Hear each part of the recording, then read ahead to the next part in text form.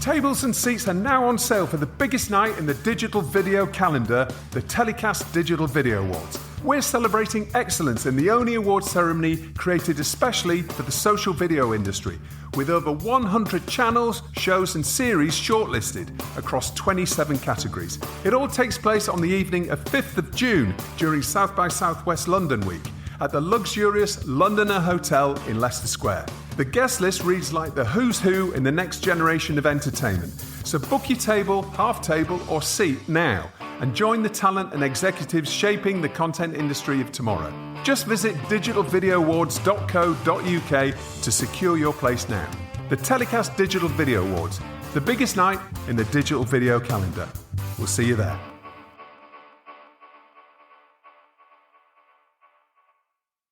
TellyCast.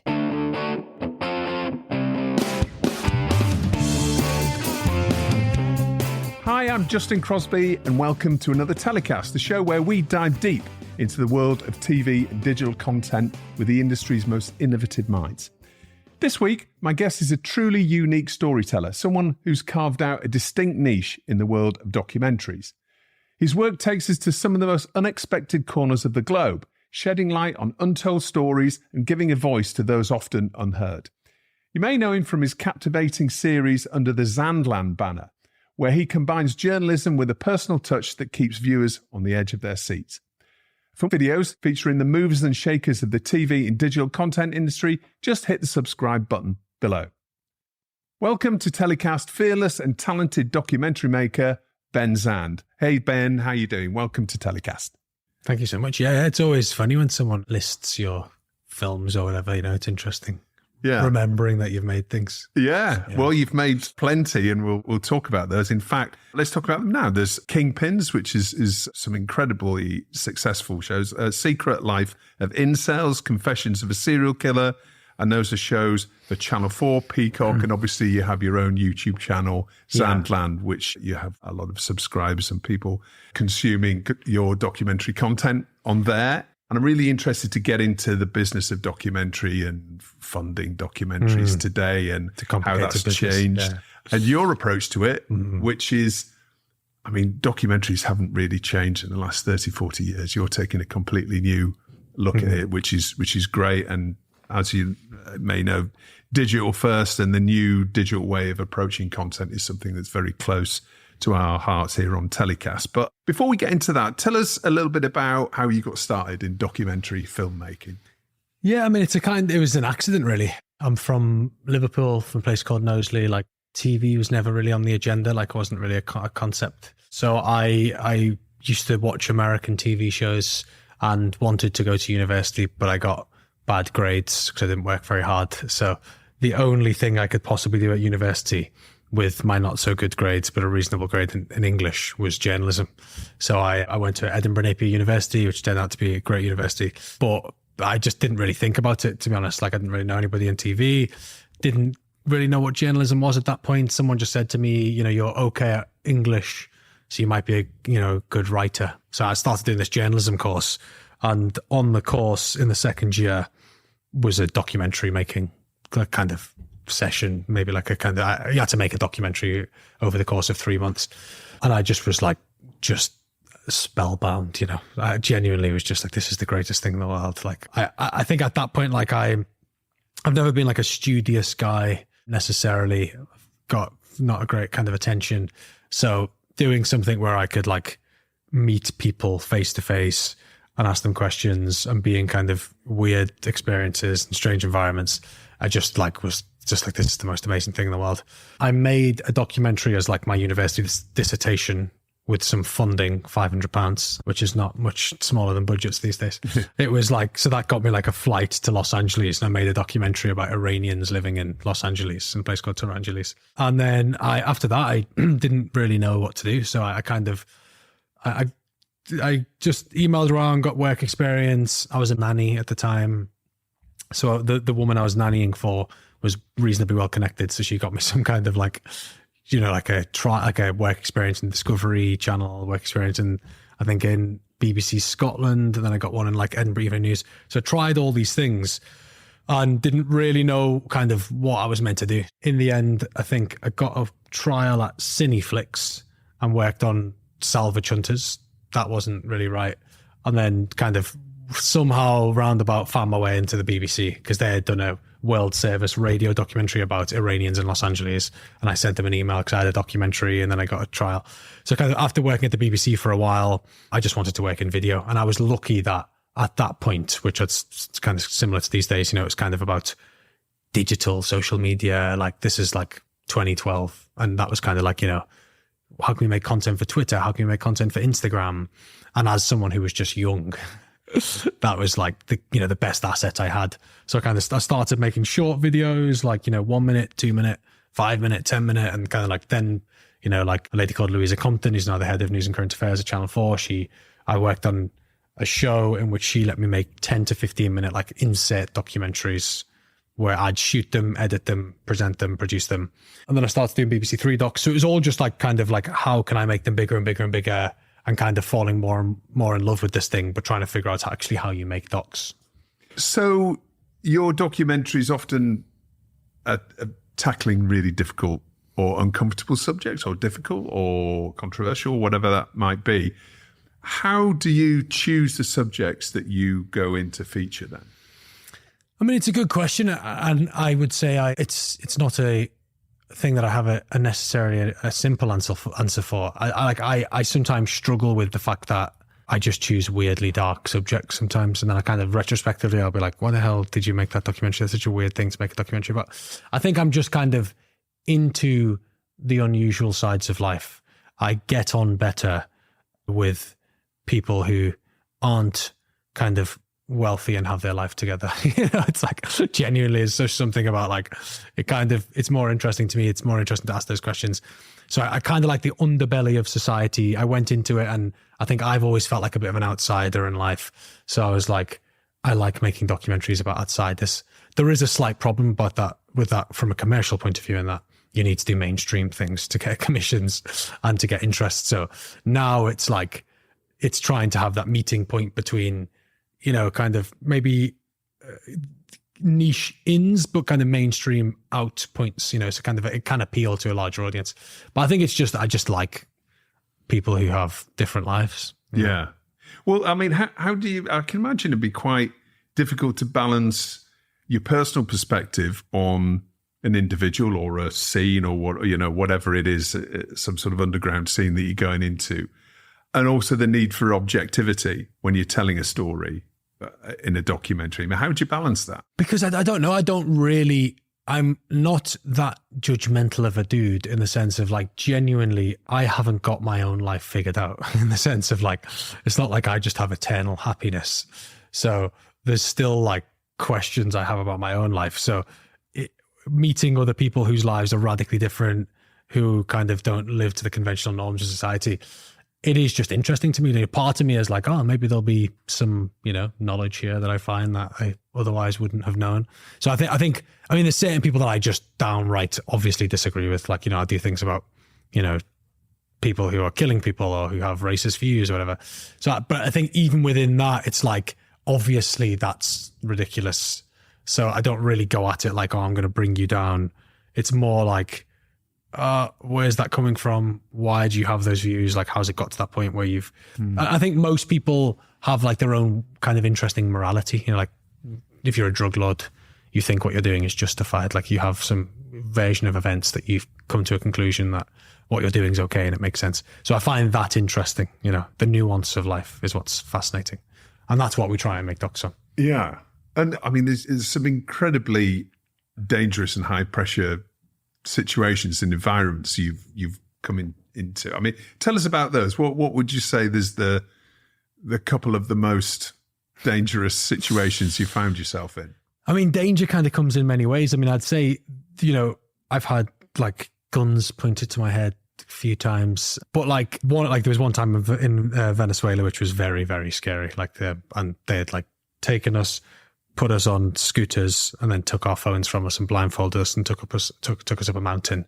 And then we got to this room and they put guns to our head and made us kneel down. And then and then they let us film, and the guy was accusing me of being a policeman.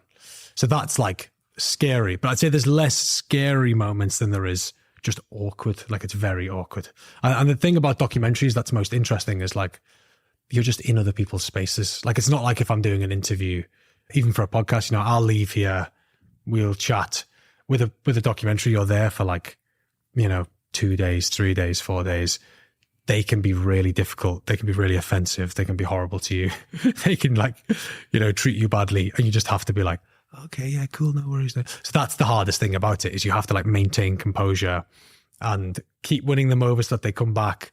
And that can be really weird, like kind of emotionally, because you can really, some of them I just don't like. It's the truth. Like, obviously, like there's some certain individuals you meet, you're just not a nice person. Yeah. But then you have to keep filming with them for about 3 days and you have to maintain that relationship. So the awkwardness is the worst part, because if you don't get on, which sometimes happens, despite the Scouse charm, it's very difficult. But you must have to, with difficult individuals, of which I imagine there's a lot of the people that you've come into contact with are, how you could classify, they are very difficult. Yeah. You must have to really go above and beyond, really, to convince them, to it's trust unbelievably you. difficult. Yeah, I mean, it's like, that's why I like the whole Zandland team. Like, if you work with Zandland in development or in access, whatever, like it's all just about being someone who can talk to somebody for a long period of time, because it takes like months, like actually months. Sometimes years. Like, there's a project we've been working on 5 years, and the access keeps coming in and out. And people are allowed to pull out of something if they don't want to be in something, and they're allowed to say no. So it's just about, I think the first thing is just respect the person, have basic respect for them. And then the other is like, find actual things that you can connect on. Like, even if someone's very unusual and lives a completely different way of life, there's connections you can make. Maybe they like football, maybe they like certain foods, maybe they went to a similar school to you, whatever. Like, you can find those real kind of moments of connection. And then I think it's just consistent, like, humanity. Like, as long as you treat them nicely, you're kind of not trying to ruin their life. Like, the thing is, we actually don't try and ruin people's lives. We just ask we just ask them questions that the rest of society might ask them. And we explain to them that people won't agree with your views. There's an opportunity to share your views. So that's usually the kind of way. And I'd say most people will say no, because most people don't want to be in documentaries. But the people who end up in it will usually be people who, they feel misunderstood. They feel as though they want to be able to share their side of the story. Whether you're a drug dealer, whether you're an incel, whether you've killed somebody, you'll feel as though you've got some kind of justification. And it's not about platforming that. It's about understanding why they are the way they are, because it's actually quite relevant. If you're talking to a criminal, understanding why a criminal commits a crime is useful. Understanding why someone's killed somebody is useful, how they got to that point. But it all starts with whether the person will talk to you. And that's by far the hardest thing, because both me as an individual and the films I make, and the films my company make, it's just about access. But access is the hardest thing, because it's about relationships, and it's about psychology, and you can't control them. So there's a kind of weird business where it's like, we're pitching ideas that our business can make and eventually make money on, but it hinges on somebody's life. And that person's life is checkered and upside down and not predictable. But then you have to stick to a production schedule, which is very difficult. So it's extremely complicated. It's very stressful. It must be incredibly stressful, oh, God, right? I mean, if you've done a deal with a distribution company to help fund a documentary, and you've got a broadcaster on board, and you're like, okay, we're going to film this drug lord. It's not as if, you're not the person that's in control of that, it's an absolute access, right? Yeah. I mean, you're at the beck and call, and they can decide to not do it at all. Well, it's why documentaries in general, I think, are quite tricky. And I think it's why retrospective documentaries are very in vogue, because retrospective documentaries, you kind of know the beginning, middle, and end from the get-go. I mean, the access is still difficult because you're still dealing with people who are talking about their lives on camera. But we do a lot of observational docs or access docs where, like, you don't even know what's going to happen. So it's not even just that the access is hard, it's that you don't even know what actually will happen. So it is extremely difficult. And I think it's what makes the film so unique. People will say, oh my God, that's crazy. Like, I haven't seen somebody's life like that or being there. And if we could get everybody to agree to being on camera and happy with it, I'd be a billionaire. But it's it is complicated, and so many films fall through as a consequence, and we just have to deal with it, Yeah. Because we're not, as I said, we're not actually trying. It's not like we're trying to force people into a doc either. Like, they have to want to do it, because otherwise you can't really make a good film with them anyway. It's like they have to give you access to their life. They have to be willing to show you their world. So it's very difficult. Do you ever give any of these subjects edit approval? No, I don't. Which is what makes it even more difficult. Yeah. Because to them, it's like, that seems so crazy. And I'd actually say the world of YouTube has made it really complicated, because historically there was like a kind of maybe an expectation, broadcasters have a set of rules that they may adhere to. Like, in most cases you can't give editorial approval, you can't pay people. Yeah. But just the general world of content doesn't really, subscribe to that idea. So we have conversations with people and they say, why can't I sign it off? And there's so many things. We'll have like something that could be a massive project, and they'll say, yeah, I'll do it. You just need to give me the full rights to be able to prove the footage. And then we have to say, oh, well, imagine if we were making a documentary about, Donald Trump or Joe Biden, and he could completely approve what was in it. That wouldn't be an accurate representation of his life. You wouldn't want a world like that. This is based on trust. It's based on you kind of accepting that we're going to try and treat you fairly. But I always understand why someone doesn't want to do a documentary. Like, it's like, it's tricky. Yeah. I mean, it's interesting because you're right at the cutting edge of documentary making. And we've seen over the last few years, documentary making in its wider sense be, these, like the Beckham documentaries and a lot of these where you've got A-list talent, and really it's just a vehicle for them. It's a factual vehicle for them, and it's a marketing tool for them. And it's not really a documentary, is it? It's scripted. It's a piece of scripted content that purports to be a documentary, and the edit approval on all those things. I mean, where do you? I come from. I'd say I'm an unusual guy in the sense of, like, I come from a very journalistic background. Like, kind of went through the BBC, and so all that to me, like, I do intrinsically have an issue with it. I'd say I don't have an issue with it in the sense of, like, people definitely want to watch that, and there's an audience for it, and they'll very much enjoy it, and you'll learn something. So I suppose if it wasn't a zero-sum game where you could have that documentary and then other documentaries, like maybe there's one about the Beckhams where they don't approve and you get to tell the real story about the Beckhams, But I think like on a top level, I think it's fine.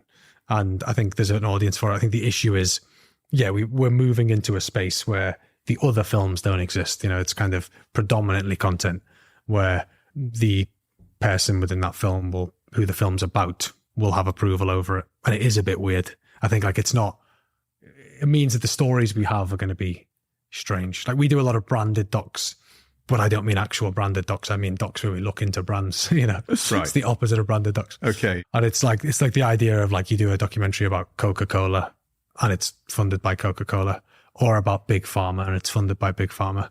You don't want a world like that. It's But when you do documentaries like that, though, when you're producing those, and I mean, you're facing down huge corporations with massively powerful lawyers. I mean, how do you go about navigating that? I mean, because you did an Amazon documentary on Amazon, didn't you? Yeah, Tell us about documentary on Amazon. We did one on Shein, did one on Temu, did another kind of few brand kind of oriented docs. I mean, we do it in conjunction. Those ones are in conjunction with Channel 4. We've made some with the BBC as well. I mean, you do it based on facts, you just make sure you have enough evidence. Like, you kind of, there's always the threat of them suing you in some capacity, and often they will threaten to sue you, or because we often go undercover in these organizations as well. But it's also bad press for them to try and sue you for it. And often I think they're worried it'll cause even more attention if they're trying to silence a company. So we just make sure it's accurate. That's the thing. There's a lot of lawyers across it. Yeah. We'll make sure we spend a lot of time with what we're saying and make sure that we have multiple sources and that we feel confident, and we work with the lawyers. But I mean, they're difficult. And I mean, that's the thing. Zandland does very difficult content. We do controversial stuff that is complicated. Yeah. So I think, like, if I was trying to it would be an easier life to a degree. Actually, I'll take that back. It actually probably wouldn't be easier doing Beckham docs, because then you need to forge relationships with celebrities, which is very complicated, very dog eat dog. So just all of it is complicated. It's just a different type of complication, Yeah. Have you ever found that you've had to stop filming or change direction of of a project whilst you're filming it due to ethical dilemmas or challenges? Loads of times it's happened that we've had to change it. Mostly, just, like, for example, I was making a documentary about a guy called Dennis Hoff for the BBC. They called him Trump from Pahrump, which is a place in Reno. He was running for office for like mayor of Pahrump. He was the biggest brothel owner in America, and he ran all these brothels. I met him. I filmed with him and Heidi Fleiss and Ron Jeremy. Ron Jeremy is like a porn star who's now being jailed. So it was absolutely crazy. And then he just died in the middle of filming. Wow. He just passed away. So yeah, quite often things happen and you need to radically rethink it because documentaries are real life, you know? Yeah. And again, that's why it's about that's why I think retrospective is so in vogue at the moment, because it's it's so much less risky kind of to retell those stories because you just know what's going to happen. In terms of the documentaries that you've made, is there any specific change that you think you've affected? Any one of your particular documentaries has had an impact or changed, whether it's perceptions or changed a law or changed, people's views of a situation? I mean, can you give us any examples of that? Yeah, I'd say loads of. I mean, I'd say all of them will have changed somebody's views, hopefully, on something. I'd say kind of the bigger level, like, we made a documentary looking into Shein, which is a Chinese clothes brand. Went undercover in one of their factories, made headlines around the world. It led to Shein committing £15 million to increase their supply chains. The Rolling Stones cut their relationship with Shein as a consequence. Made a documentary looking kind of into conspiracy theories, into QAnon, like in the conspiracy, and met kind of Roger Stone, who's one of Trump's kind of former advisors, and Michael Flynn, who used to be the national security advisor for Trump. And that film, loads of people reached out about how it kind of made them be able to have conversations with their loved ones who had fallen down the conspiratorial rabbit hole. And I'd say, we've made a documentary about R. Kelly. I made two documentaries about R. Kelly, played some part in him eventually getting kind of arrested and sent to jail. So a lot of them have had, an impact in the real world. I'd say, we kind of look for that high level impact of like literal law change or people being held accountable for their actions. But also it's just people thinking differently. And like the tagline for my company is blow minds, change worlds, So it's that idea that people are a bit too just comfortable in life. They don't really see the world outside of their doorstep. So it's really just about making people think a little bit differently. I'm feeling a bit uncomfortable. It's kind of like, sometimes it's a bit like a horror film. It's like watching a horror film. It's not enjoyable, but also life is like, you need to understand why people do the things they do. Yeah. On the flip side, I am not like the kind of harbinger of doom. So we do want to do positive content. Like we're doing a travel series at the moment that is more positive. So like, and I actually started out doing the travel show, and then a series for the BBC called The Other Side of, and like I'd go to places, and so I've done very nice content. We're now doing slightly dark content and true crime and all that jazz. But I think it's not for the sake of just making people feel sad. It is for that change, trying to make the world slightly more enjoyable. Yeah. Well, let's talk about the business of documentary, how you fund projects, and because you've got a model where you do partner with, you mentioned Channel 4. I know you've done a number of projects for them, haven't you? There's a Peacock project that you've had as well. And I think you've also worked with BBC Studios in terms of distribution perspective. So, but you've also got your YouTube channel. Mm-hmm. So can you give us a snapshot of how your business works from a commercial perspective?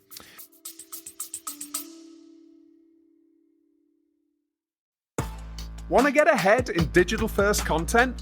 The Drop is the go-to newsletter for industry professionals, delivering insider news, trends, and insights straight to your inbox. Navigate the fast-changing landscape of digital-first production, distribution, and monetization. Sign up now for free at dropmedia.co.uk and stay informed with The Drop.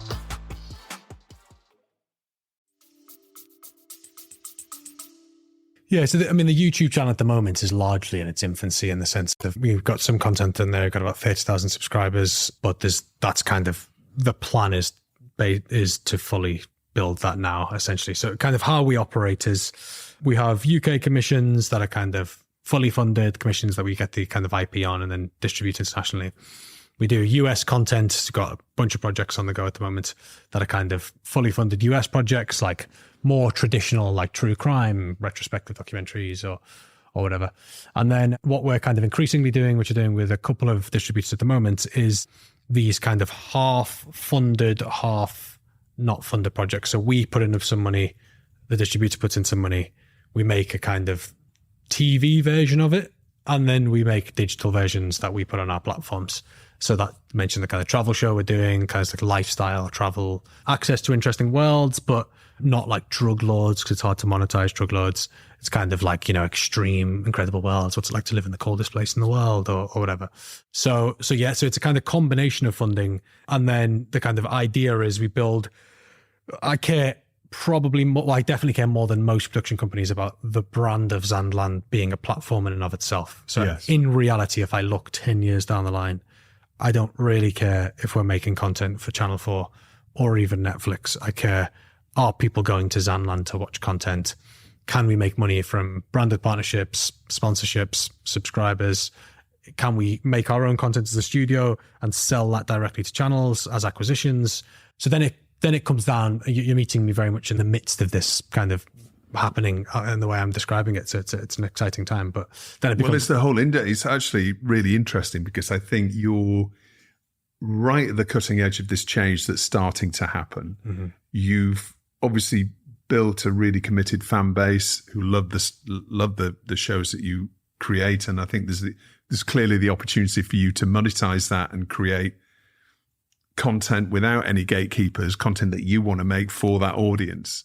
I'd say the hardest thing about it is actually that TV, in a weird way, is a distraction in the sense of because it takes so long to get conventional TV commissions. Yeah. You have to entertain commissioners. I was just in LA for 2 weeks, then I went to Edinburgh and it's such amount of work, but then also building your own platform and making original content takes an insane amount of work as well. So part of the balance is how do you manage those two things? Because the digital side of things isn't going to make loads of money at the start. You need time to build that brand. We started putting our content in, I think, March on TikTok. We've now got 60,000 followers, you have 20 million views in that time. So it's pretty impressive. I think, more than 20 million views. So there's clearly an audience interested in that content. And it's now okay, let's just keep building that. And then it's okay, well, how the hell do you fund that? Because if you're not getting a commission from Channel 4 or Netflix, or you're not getting a distributor as part of it, is there a way to fund that yourself? And the answer is yes, but it needs to cost significantly less. So, you need to kind of throw out the entire sense of what you would once think of a budget for a project. Yeah. And you need to say, okay, how do you make an hour-long piece of content for 15 grand? Yeah. Internationally, how do you make it? And how does that work in practice, though? Is that about you investing in your own equipment so you don't hire? Fundamentally, there's a fundamental change in the way that a production company works in order to succeed in funding your own content. Yeah, so fundamentally, you need your own kit. You need to do your own post. You need to, this is for this kind of self-funded model, of course, not necessarily for commissions, but yeah, you need your own kit. You need to have your own post. You need to have smaller crews. Obviously, you need to do things safely, but in some cases, it'll literally be one shoot edit flying somewhere to make a film for an hour. And then you need to then have that person editing the content. So the content, and that's why I say there's kind of different tiers, we don't really want it's not we want a mega reduction in quality. So it's figuring out what the content is. Maybe the content is actually someone in a studio with archive talking about drugs. Vice did an interesting series called The War on Drugs, and all it was somebody sitting in a studio for an hour with archive of Mexican drug cartels, and they just spoke about that, and it got millions of views, but it's very, very cheap to make. So I think it's just a rethinking of what the content looks like. So I think there's loads of things. It's how do I make kind of concessions for the budget? How do I kind of rethink what the actual content is? You're not going to make Race Across the World for the BBC for 10 grand an episode. It's impossible. It's too many people. Yeah. So you can't do that. The content changes. Or how can I get additional funding, whether that's distribution, whether that's a branded partnership. Branded partnerships for us are a bit complicated because we're kind of a journalistic enterprise. So we need to think about where does the brand fit into it. We're not against it, but it just needs to make sense. So yeah, I think you just have to think of all these things. And then importantly, the content can't be shit. It has to actually be interesting. That's the main thing. Yeah. So you can do all this stuff and just make terrible content and no one's going to watch it. So you need to think, what can I actually make that's unique in that space? Like some people get millions of views they do like walk around of dangerous neighborhoods. They'll say like, hey, I'm in the poorest part of the UK and I'm walking around a neighborhood and I'm meeting people. Yeah. That will cost them about, maybe a day rate of a shooter, maybe a week edit. It's like, so you start to see how you make the economics work. It's just different content. That's what's complicated and difficult. Yeah. And do you think, because we're at a real inflection point, I think, with the TV industry and digital, as we touched on earlier, and young audiences, I mean, that's a point. Your audiences, can you give us a bit of a breakdown? Yeah, the audience is very young. So it's like, it's slightly different on YouTube and Twitter. YouTube and TikTok. So on TikTok, it's basically like 18 to 40. I've got the 2 categories on TikTok that it gives you. Yeah. And it's predominantly male on TikTok, which makes sense because the content on there at the moment is like drug lords, boy racers, it's kind of like incels. Naughty boys, so basically. It's basically naughty boys, yeah. And then YouTube's a bit broader. It's a little bit older and it's like 60-40 men, women. So our audience is majoritively men. On YouTube, it's a bit more, there's kind of more women coming to that. That's because the YouTube content has more kind of travel content on there. There's like kind of a couple of travel series that we've done. So it's kind of the audience is a bit more kind of equitable in that sense. But yeah, majoritively young men is the content. And do you think in the future then, when it comes like 5 years time, 10 years time, with these youth audiences as they're growing up and becoming more and more conditioned to enjoying this sort of content, which is shot on a lower budget, but engaging in different ways, do you think that ultimately documentary filmmaking will change to follow that model? I think it has changed. I think it's already changed. Over the last few years, we had this golden era of documentary. Netflix are pumping in like £1 million an episode into films, and you had like big retrospective retellings of things, or observational documentary series into Lewis Capaldi's life. There's this huge, majorly kind of fantastic golden age for docs. I think that will still remain. Like the premium docs will still remain on Netflix. The mega docs. The big mega docs will still be there. Jane Root is going to be in a true good place crime, for a while. True crime will still exist. That is like, for majoritively female audiences, true crime will completely win. A lot of people are interested in it. I think then, like kind of the middle of the road content, this is what everyone always says, kind of middling content will disappear. I think like we don't even really think about that because we don't really do like daytime shows and kind of big retainable daytime. I think on YouTube, I don't think it's that the quality of the content will decrease. I think it's slightly different content. Yeah. And I'd say like a lot of it is already pseudo documentary content, whether it's like, following someone's life around. You have some big, like this guy called Andrew Callahan. He's got a website, a channel called Channel 5 with Andrew Callahan. He's kind of like a nouveau Louis Theroux type character who goes around America and films these kind of funny videos. And they're like, averagely filmed, but no one cares because it's just the characters and the access. So I think there'll be just a lot more of that. Like there's access to people's lives that is incredible. There will always be a demand for that. And I think more and more people are picking up a camera and filming their own life, which will be a type of documentary content. The question is, can you have a documentary business that makes documentaries to audiences who will pay for it? And I think the answer is yes. You just have to make them not cost a huge amount of money. Yeah. And it has to be incredible access and unique stories that the average punter can't get, because that's going to always be the appeal. Or, another thing that's massive, really good explainers of the world. Like people love fantastic explainers of individuals telling them, what's going on with Hamas and Israel, what's going, like the people will always be there for that content because they want to understand the world. I think there'll always be like a group of young individuals, not even just young, a group of individuals, educated, they want to know how the world operates on a global scale. Their local media gives them niche, hyper-local news. Their national media focuses on random things. They want to understand the world and they want to understand the fringe aspects of the world because that's what interests them. It feels like they're getting access to something that they wouldn't usually see. So there's an audience for that, and there always has been. Yeah, the question is how to monetize it, of which there is many ways to do it, as you spoke about. Yeah. The documentary filmmaking community in the UK, I might get into a bit of trouble for saying this, but it can be a very old-fashioned. A lot of producers there's very few young producers, put it like this. And the way that documentaries have been made hasn't changed for years and years. Do you feel part of that documentary filmmaking community? I mean, I guess so, because I am, in reality. I'd say, like, yeah, as I said, I always feel like an outsider in life. It's a insecurity I have, partially Liverpool chip on my shoulder, partially being Iranian in Liverpool. I'd say it is very old fashioned. The way docs have been made is quite old fashioned. Like, I was watching a new doc that was released on the BBC today, and I was like, that could have been made 25 years ago. It just feels very old, and I think it doesn't chime up at all with what people are watching on the internet and the styles of the internet.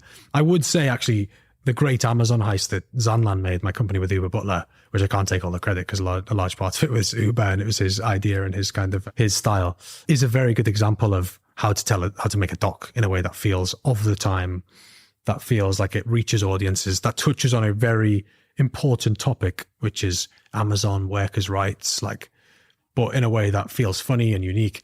And I'd say there should be like way more of that being made, but there isn't, and yeah, I think you're right that a big part of it is just the individuals. TV as a whole is old school. It's like, it is still like, it's changing and, there's a lot of schemes for it, but it is still a bit antiquated and a bit samey. It's been the case. It's got better for sure. When I entered the TV industry in 2012 to now, it's a different place, a bit more representative, like a bit more thought process behind things and, different ways of thinking. But I do think that kind of leads to, in the doc world, because it is a reflection of real life, it leads to kind of slightly similar content. So yeah, I'd agree. And I say that's actually one of the issues. Like, it's why, all these channels are struggling to get younger audiences with their, obviously that's not just documentary content, that's everything.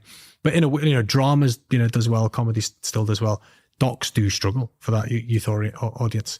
And it's because I think there is so much of it on YouTube that is appealing to people anyway. So they don't feel the need to go onto these channels. And I do think a big part of that is style. It feels detached. Yeah.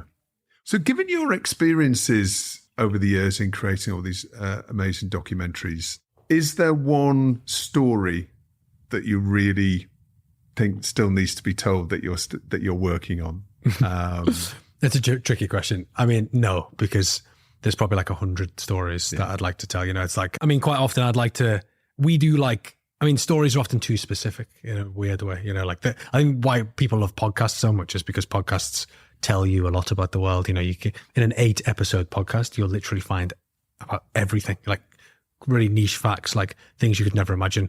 I think the issue with documentaries quite often is they're just too specific, too honed into one kind of issue, so you don't get the full picture of a story. So I'd say, like, I'd love to do the riots that happened in the UK recently, like the underpinnings of that. Where does that come from? Like, how does society get to that point? Migrants are demonized on that scale. Billionaires make people think the problem is average Joe. I think those types of stories, I suppose Adam Curtis-esque, kind of like, let's look at the world from from this kind of top level. I'm telling you something about the world. That type of thing is interesting. I think that's like, which isn't just one specific case, because documentaries these days, like if you speak to a commissioner, it's like we're on single narrative. So what they do is they try and tell a story from the eyes of one person, because they're trying to make it like a film, so it's like, we'll tell it about one person who was killed, because then you can tell the whole story, but you can't tell the whole story from one person. So I think like it's trying to find like the single narrative through a big event. I think that's what is interesting to me. Like, how would you tell a story about the riots that tells you about the history of inequality in the UK? Like, that would be interesting. Yeah. Coming back to the different type of experiences you've had when you've been filming, can you give us an example of a documentary that you've made and halfway through production it's taken a completely different direction to when you embarked upon it? Because as you say, access, most of it must be completely unplanned and you've just got to run with it, right? Yeah, I mean, it's a difficult question, because I'd say they all do, because you don't know what's going to happen. Like, as I said, we're not doing kind of movies or retrospective docs. So all of them, you're kind of starting thinking something's going to happen. And the commissioning process is always slightly hilarious, because you're just, it's just completely freestyling. It's like, okay, can you write the kind of 5-act structure of what's going to happen? And you're like, I don't know. If I get access to a group of incels, I don't know what the story is going to then become. I mean, that one's an interesting one in the sense of like the main character in it is a guy called D. And, that started from a point of, I was really interested in incels. I'm interested in men in general. Men interest me. I'm a man. Kind of lonely men cause problems in the world. That's kind of conclusion. Lonely, isolated men. And also can often be misunderstood. And, so I thought this is an interesting world. Let's explore it. And it's one of those stories that has, like, as I said, it's quite niche, but also quite mainstream in the sense of like real world issues. There's been terror attacks around incels. So kind of we film with this guy, and when we first meet him, like, he's terrified to meet us, doesn't want to talk to us and really scared. And because he doesn't really interact with people on a real life basis, he kind of spends his days in the forums. And then the kind of conclusion of the film is like, we'll go out on a night out, because he's never been on a night out. And we kind of, interact with real human beings. And he's got this idea that the world is just empty. He's been told that there's like a virgin epidemic. Everyone's a virgin. No one's procreating. No one's going outside. Or that's what the forums have convinced him. And then he kind of interacts with this woman, and he's never spoke to a woman properly before. And then that just kind of happened there. And then she starts kind of challenging his thoughts on the world and his thoughts on women and how things should be. And then the end of the doc culminates in him kind of concluding that he wants to join a ping pong club because he wants to interact with people. He likes ping pong. He thinks that if he joins a ping pong club, he can meet people, kind of meet women and just have normal interactions. So I think that was just really interesting. It's kind of like, it's an example of like, it's kind of what you want in a doc, which is like someone's life to actually change on camera. That's kind of part of the ambition. Okay, Ben, last question for you before we get on to your story of the week, hero of the week, and get in the bin. Who's had the biggest influence on you from a filmmaking perspective? Because you can see these amazing multi-million-dollar projects that now get produced by Peter Jackson and documentary projects, Alex Gibney, for example. Is there one director or producer that has really influenced you? I mean, I'd say there's a bunch of people like Michael Moore. Michael Moore had a big kind of impact, like Fahrenheit 9/11, like his ballsiness. Like, obviously, he's a director who's presenting his content to the world, and he's touching on big societal issues. He also has the most successful financial doc of all time. I think that Fahrenheit 9/11, I think, grossed like $300 million or something in the box office. It's crazy. So he's one, like, Louis Theroux to a degree, John Ronson to a degree, Adam Curtis, like, kind of, so I'd say a lot of those kind of British documentary makers, but then I wouldn't say like I'm like them at all, because I'm not. And like, they're such different people to me, and they all come from such different backgrounds. I'd say more kind of archetypical TV backgrounds, they're kind of, so I kind of looked at them at first as like inachievable objects of an example of why I shouldn't go into TV, but was both kind of really impressed with the content. And now I'm kind of like, yeah, just radically different. It's a very different way of thinking and kind of seeing the world, but their content is fantastic. So, so it's interesting. So I'd say it was inspirational from a stylistic point of view, but that kind of mix of, it didn't necessarily pull me into TV. Often looking at the kind of their work, it just felt very different, from a different world.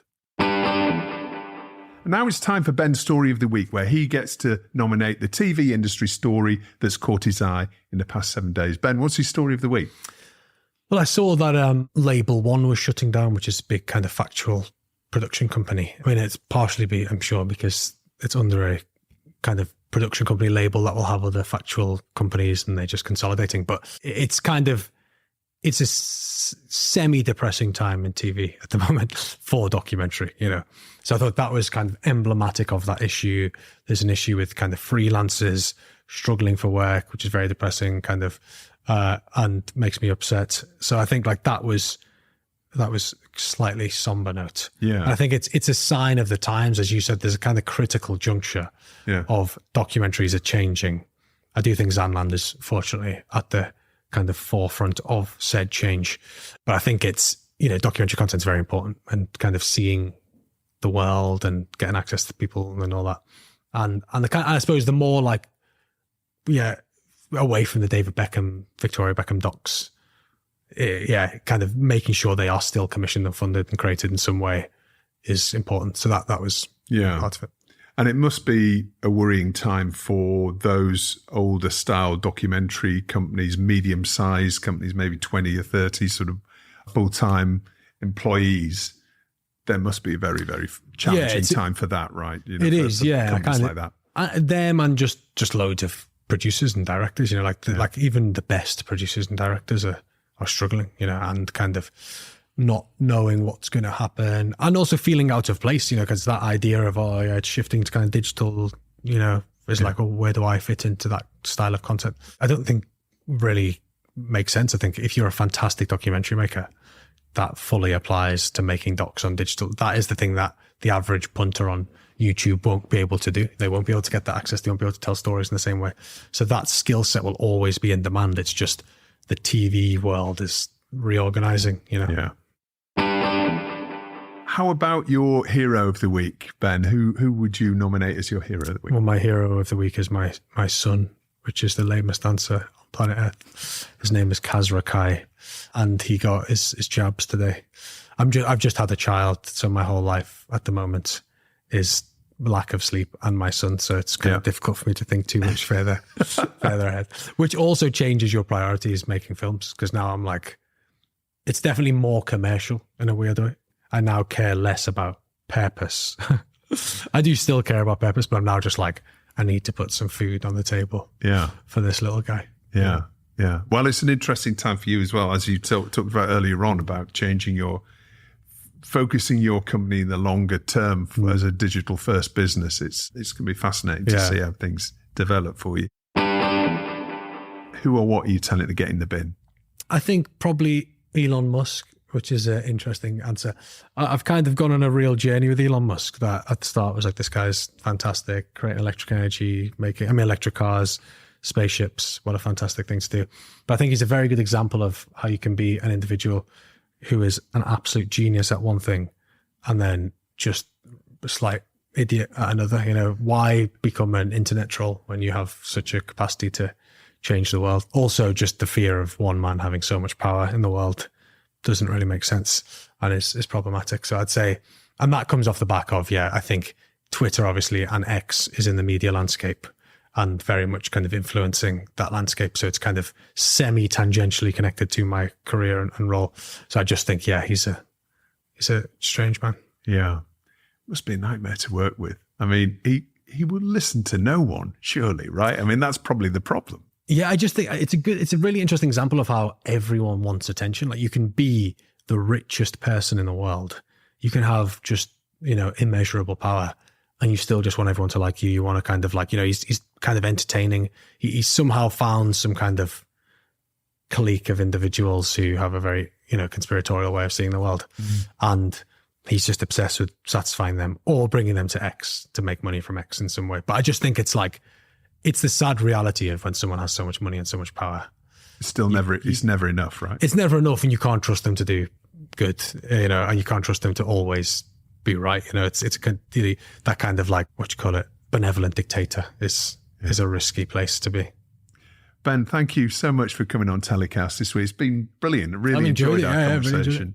Best of luck. What are we going to see next from you in terms of original content on your YouTube channel or content that's been commissioned by broadcasters? What's the next new project that's coming to screens? So there's a couple of new projects. So original content, we're trialing out some true crime, because we do a lot of true crime development for kind of American TV. So we're like, okay, let's try and make some of this ourselves.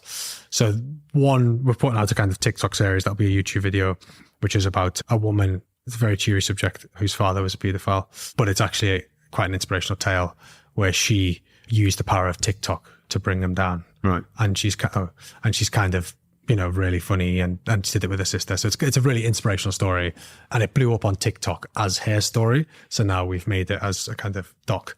And then for TV, we've got I'm doing a doc that's looking into something called looks maxing, which is kind of the male body image and what men are doing to try and men are being kind of held to the standards that women have been held for years, kind of unrealistic body standards, and are kind of getting their legs lengthened and doing kind of crazy things. So it's looking into why are young men looking into that. I've been doing that.